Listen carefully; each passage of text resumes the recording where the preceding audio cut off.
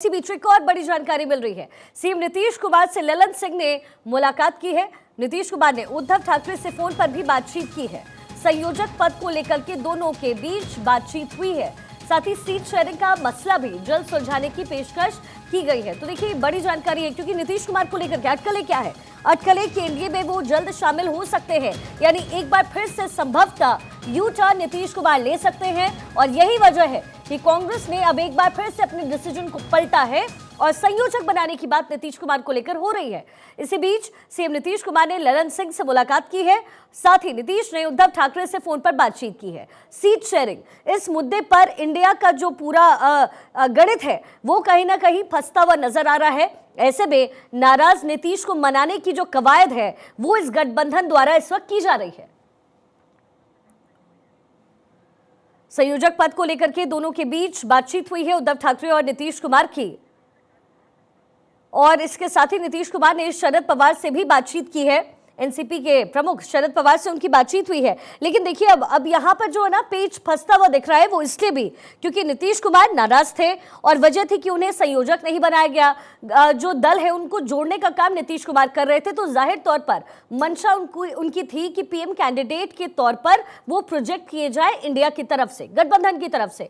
लेकिन फिर भी ये नहीं हुआ, और नहीं होने की वजह से कहीं ना कहीं ये बात जो है वो जेडीयू, आरजेडी और पूरे गठबंधन के बीच एक खाई पैदा करती रही।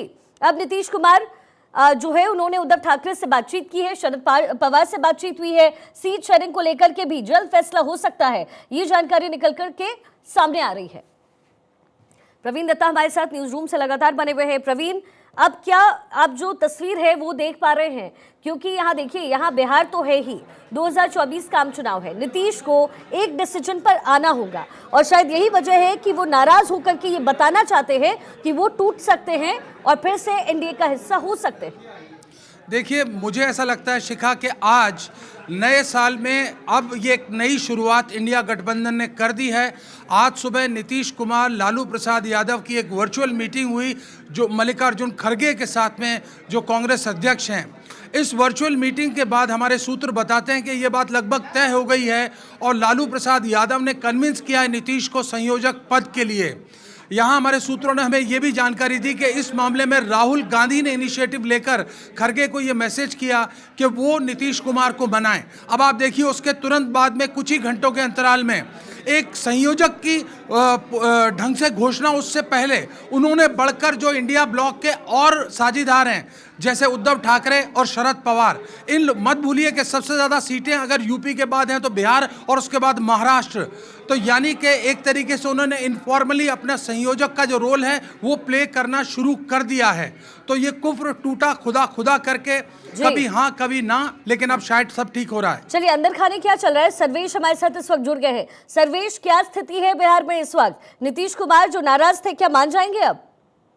देखिए शिखा, मानने की जहां तक बात है वो तो नीतीश कुमार ही बता पाएंगे। हालांकि कब क्या वो डिसीजन लेंगे ये कहना मुश्किल है, क्योंकि आज जो उन्होंने चाहे वो अखिलेश यादव हो के मसले पर हो, या ममता बनर्जी के मसले पर हो, संयोजक बनाने को ले के मसले पर हो, या फिर सीट शेयरिंग का मसला हो, इन सारे मुद्दों पर आज उन्होंने पहले उद्धव ठाकरे से बातचीत की, उसके पहले शरद पवार से बातचीत की थी।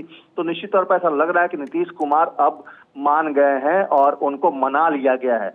लेकिन संयोजक बनेंगे या नहीं बनेंगे, अभी इस पर ग्रहण लगा हुआ है, क्योंकि अभी भी जो नीतीश कुमार के करीबी लोग हैं उनका यही कहना है कि अभी नीतीश कुमार इस पक्ष में नहीं है कि वो संयोजक बने।